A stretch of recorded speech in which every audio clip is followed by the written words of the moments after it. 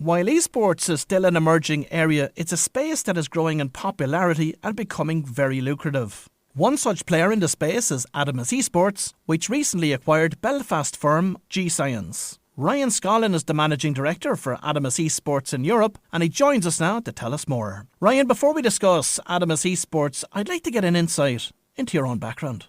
Hi Carl, thanks for having me. Certainly. So my background is in sport and exercise science, and I studied at Loughborough University, which is one of the top unis in the world for sports-related subjects. After graduating from Loughborough, I started my own business. First step of that was going to the Ignite NI Tech Accelerator up in Belfast, which really gave me the kind of fundamental tools to be able to understand what it takes to start a startup. And G-Science was that startup idea. So G-Science was a health and performance coaching business that focused on providing esports performance coaching to the world's best esports athletes and teams. And over a 4-year period, I led G-Science from startup to acquisition by Adamas. And Ryan, I'd like to get an insight into the area of esports. So esports is the form of competitive video games. Now, I want you to think about kind of traditional sports where you have professional footballers and they're getting paid to represent a team and play at the elite level. In esports, we're starting to see something very similar. Instead of sports, we have esports, and you have esports such as League of Legends, you have FIFA, you have Call of Duty, you have Dota 2, and you have CSGO.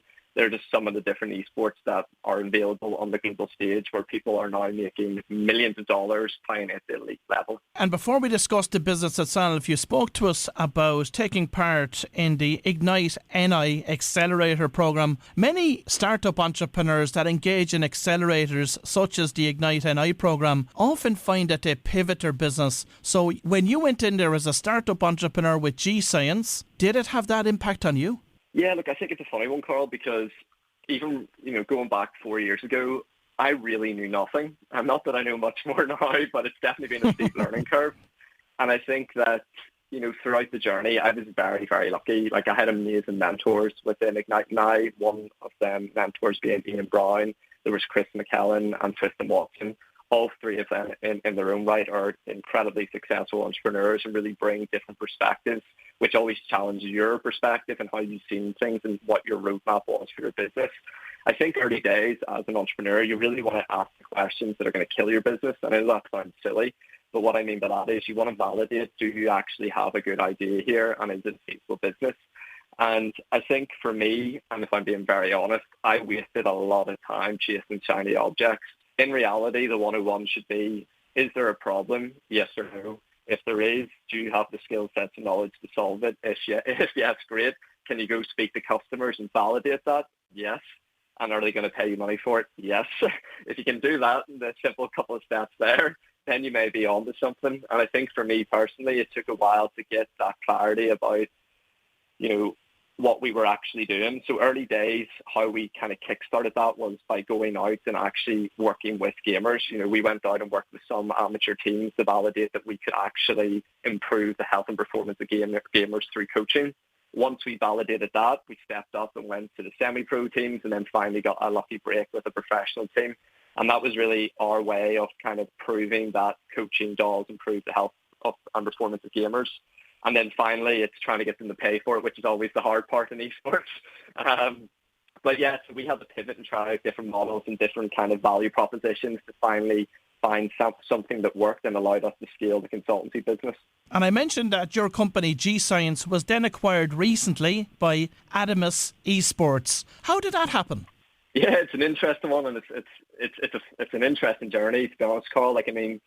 Over the last 4 years, as I said, we started off with health and performance coaching, and really from 2018 to 2020, that was the kind of tough years where we were doing a lot of work for free, trying to build insights, build a reputation, and prove, that we were the best at what we did in our industry. At the same time, though, we have a competitor in Canada called Adamas, and Caleb Cousins, who's the CEO there. Caleb and I are actually very, very good friends. And over that 4-year period, we check in every month with each other and just kind of discuss how we were getting on and what we were seeing in the industry. But it was interesting because Caleb stayed true and he focused on building a consultancy business, and he's done very, very well. And they are now the leaders after having acquired G-Science. But what we decided to do was we decided to pivot. And you mentioned that earlier, being influenced probably by being on a technology accelerator, I was always interested in building products. So after we validated the coaching side of the business, we also seen that there were opportunities with data. So we actually wanted to build the stats sports of esports, but remove GPS data, of course, Carl, so not running about in the pitch, and replace that with cognitive data. And we were really trying to build a system that enabled gamers to better understand when it was time to push and when it was time to kind of ease off and recover. But one of the big things that we learned in the industry was that it was a wee bit too early. Right now, just getting gamers to sleep and move and eat properly are probably the basics, never mind kind of complex data and insights. I don't think we're quite there yet. So unfortunately, we spent a year prototyping that and trying to focus on building our tech, and then realized that wasn't the way. And then we also spent a year looking at a move to earn app, which is quite interesting. And I think that's what piqued the interest of Adamas, was that we had a unique skill set in products and tech and had insights and industry knowledge that they didn't have, but they'd already built a very solid consultancy business. And given some of the partnerships that we have with Prodigy Agency, who represent 130 of the world's best esports athletes based out in Europe, and also some of the other players and content creators that we are working with, I think Caleb and I sat down and just realized that it was a good time to merge the businesses together. And that's where the acquisition came from. So what is the Adamas Esports service offering? Adamas Esports is the industry leader in health and performance coaching. So what that actually means is that we work with some of the world's best esports teams like TSM and New York Subliners, and we provide their organization with performance coaching. So that's everything from psychology, nutrition, sleep, ergonomics, recovery for the players, to coaching, where we're helping upskill the coaches. One of the things in esports is that coaches tend to be ex-players, and just because you have game knowledge doesn't necessarily mean you're a good coach. So we work with a lot of coaches in developing their leadership and communication skills. And then finally as well, we look at the whole organization as a whole. Typically what you see in esports is a lot of different silos.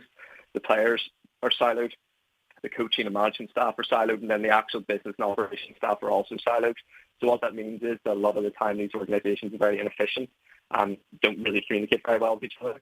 So we work with building high-performance cultures and environments and really help them three silos come together to work as one unit. So there are three of the different offerings, from kind of the bog standard health and performance coaching, which is our bread and butter business, the coach-to-coach model, and then also working with organization leaders and building high-performance cultures. And then I suppose, Carl, why I come into it is, and what's very exciting is about what's happening for the future. We want to diversify our products and service offerings. So I come in with my kind of technical and product background. Hopefully by the end of the year here, we'll be able to announce what our plans are for our technologies for 2023 moving forward. And of course, esports is a hot space. There's a massive amount of venture capital funding has been pouring into esports organisations in recent years. What are the challenges facing them as a result? Yeah, I think it's an interesting one. Look, esports, don't get me wrong, looks very sexy from the outside. Unless you're working in the industry, you don't really understand the inner workings. The big thing for esports entrepreneurs is that they're selling a vision of that the heyday will come. And I think there are metrics, growth metrics in particular, that are kind of giving them the foundation to be able to, justify some of these investments. And I think what we're seeing is there is huge viewership numbers. And I'm talking about like 450 million people are watching esports. You've got, I think it's like 260 million of them are esports enthusiasts. People are very, very passionate about this space. And then you also look at the likes of kind of Twitch and YouTube as well, which is massively influenced or massively integrated into the gaming culture. So there is a lot of viewership, which tends to draw in a lot of sponsorship dollars as well. But one of the big challenges that esports teams have is actually achieving profitability. And if you actually look at some of the recent earnings reports, like, they're all losing millions and millions of pounds. And the reason for that is that gamers like everything for free. And they're so used to free-to-play models of games. And they don't really want to fork out for anything.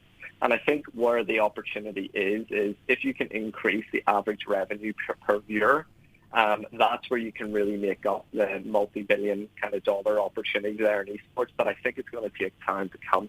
So you see the opportunity in increasing the dollar value per viewer as opposed to turning the free-to-play model into a subscription-based model? Yeah, I definitely think so. If you look at we look at this fundamentally, right? In order to get people to pay for something, you need to be adding value. And one of the big things that I think that a lot of kind of that's we take esports as a whole. You need to understand gamers, right? You need to be authentic, and you need to understand what value you're creating. If you don't have the authenticity and you're not creating value, then gamers aren't going to pay for anything. If you look at, for example, subscription-based models for apps, let's take one in my space, health and fitness. Typically they're aiming for somewhere between 1% and 5%, and the industry average being about 2.5% to have a premium subscription model business. I don't necessarily think that's the way. I think there's other ways in which you can monetize gamers. Obviously, one of the biggest ones they'll call is in-app spend or in-game items. Like I think out of the 100, and I think out of what was it, Epic did $1.8 billion in revenue, and a large percentage of that is through their in-app or in-game skin acquisitions and character acquisitions. So yeah, I think there's still a big gap there, and I think the way in which esports needs to broach that is by finding new revenue models and new experiences and new ways to create value for the esports audience.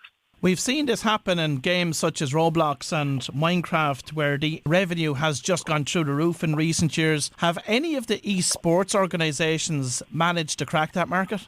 Well, this is where it gets a bit more complicated. I mean, in esports and gaming, if you look at where the money flows, right? Show me the money is the famous quote. The game publisher pretty much holds all the power because they own the IP. And even for esports to run, as in like tournaments to run, they've got to use that IP or pay something for that IP, such as the franchise leagues, in order to actually, complete that tournament. I don't think the esports orgs themselves will ever be able to do in-app purchases. They may be able to do some sort of unique activation where they get a revenue share on that, such as bringing like a Fnatic skin in-game, which is typically what happens in games like Call of Duty or Halo when they have the championships. They'll have like a unique kind of in-game skin that you can pay for. And the same with content creators as well. There are certain content creators that get a percentage revenue of any item bought in-game. But in terms of the orgs themselves, orgs typically make a lot of their money through sponsorship dollars. So that's currently what they're doing. They're bringing in sponsors to advertise to their gaming community. But I think they've got to look for new ways to monetize. Like you've seen with Guild, for example, they tested out a model where they tried to use David Beckham's name and build out an academy. That unfortunately hasn't really worked. You look at Fnatic. Fnatic have started building out their own hardware, which I think is a really interesting way to go. And another big thing that they typically do is like jerseys and merchandise, such as 100 Thieves and FaZe Clan. FaZe Clan's actually just recently IPO'd. They typically would use a lot of content creators and influencers to drive merchandise sales. So there's all these different kind of revenue streams that they're testing out and trying, but I still don't feel like we've found a healthy and sustainable base yet for these esports organizations, because they're spending 70 to 80% of their budget on player salaries, which are starting to go through the roof right now. And I don't think they can really justify that at this stage, given the fact that the expenses are still so high from an esports organization side. So I think there definitely will be a resetting of the economics of esports coming very soon. And of course, one area that we haven't touched upon yet is data. It's a valuable commodity today. Is there an opportunity in the esports area with that in mind? Oh, here, Carl. I mean, data is the new oil. That's been saying for a while now. And there's a reason why the FANG companies are the most valuable companies in the world. Look, data, it's a really interesting space, to be honest with you, because, and this is just me speaking from a sports point of view, right? If you look at a company like StatSports, they can only collect data on an athlete maybe for, let's say, 2 hours, 4 hours a day, depending on how long that athlete's on a pitch for with their GPS data and their health and wellness data. But for a gamer, for example, these guys are playing for anywhere between 8 and 12 hours a day. So from a sports science point of view, you've got the opportunity to do 8 to 12 hours of data collection, which is super exciting. So you can collect a rich amount of data from health and performance perspectives. But then also you look at in-game data, like all you need to do is tap into one of the gaming APIs, and you can get, your kills, your stats, your KD, whatever other metric it is. Obviously for each esports call, there's going to be different key metrics and in-game data points that you want to collect. But yes, going back to your initial question, there is incredible opportunities to do valuable things with the data there. And for a lot of these big game publishers, they openly give their access to this data, sometimes not in real time though. there's usually a time delay on that data, but it allows other companies and startups, for example, like myself, to come in and use that data and start creating new kind of layers of value for the wider gaming community. So Ryan, what are the growth plans for Adamas Esports over the coming years? Good question, Carl. Good question. Look, it's a really exciting space right now. I suppose for us, what we're focusing on right now is becoming the leader in health and performance coaching worldwide. And we are there now, but we really want to solidify our dominance in the industry and pick up a few more kind of tier one teams, and also look to provide our health and performance coaching services to kind of content creators as well. I also mentioned the coach-to-coach model. I think there's an incredible opportunity there to really push that across the industry. And then finally, another space that is very interesting is the collegiate scene. Now, one of the big things is in esports that there's never really been a clear pathway to pro. It's been very, very fragmented. But recently, Riot Games has just announced its plans for Valorant, which is one of the esports, and they're starting to support a grassroots, the kind of pro pathway. Now, one of the things that we're very interested in is how can we kind of support on the talent identification side and also support on the educational side as well. Kind of imagine what happens in North America, Carl, with the kind of collegiate scene and how you have that NFL combine and pathway to pro there. We want to try to recreate something similar to that in esports and provide that health and performance angle to these colleges and high schools and academies and elite teams. So we're particularly interested in providing educational content to, these types of bodies who want to build esports programs. And and then finally, from a technical point of view, as I said, hopefully here in the next couple of months, we'll be able to announce what our plans are for tech. And then at that stage, we'll have a very nice, well-balanced business in terms of our core consultancy business and also our technology plans. It's an exciting space, no doubt about that. Ryan, final question for you this morning. If anyone is listening to the show and is excited by the whole area of esports and would like to start a business in that area, what advice have you got for them? It's a good question. I think esports is an interesting industry where you really need to have connections. And it is, in a weird way, it is a very small industry. So what I would recommend is you've got to go out there and you've just got to get your foot in the door somewhere. How actually I started off, Call, was I went on LinkedIn and found like 10 leaders in the esports space and sent them messages, and one of them got back to me. And that one person actually opened up a lot of doors, which really gave me my start in the industry. So what I'd say is you just got to be hungry. You've got to go out there. You've got to try to provide value, be willing to work very hard, and do your research, really do your research in the space. Well, if you've just tuned in, that was Ryan Scollan from Adamas Esports, and I'd like to thank Ryan for sharing an insight into this fascinating world with us this morning. We're almost at closing time here now at Business Matters, but before we go, I'd like to take this opportunity to thank my production team, my guests for their contribution, and especially you as always for listening. Join me again next Saturday morning when we'll hear more from the world of business, but until then, have a great week.